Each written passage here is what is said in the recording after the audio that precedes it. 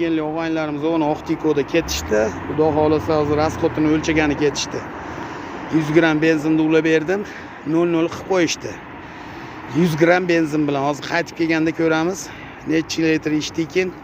O'zgenlik bolalar. Hozir yana bitta o'zgendi mashinasi kelyapti u ham. Unga ham xuddi shunaqa qilib bitta karburatör tayinlab qo'yganmiz. Xudo xolasa uni qo'yamiz. 16 bor, xudo xolasa buni ham rasxotini o'lchaymiz. Buni ham video qilib chiqaraman. Qiziqqanlar bo'lsa ko'ringlar 06 ning rasxoti nechta bo'lishini. Keyingi videolarda bo'ladi u ham. Qaytib kelyapti. Xudo xolasa mana ko'ramiz necha kilometr yurdik.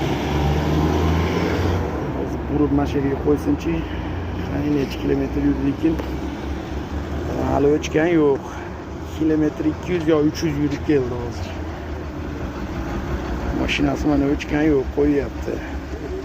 Kapotingizni ochib qo'ying. Mana mashina yurib turibdi. Tagida qo'ygan benzin bor.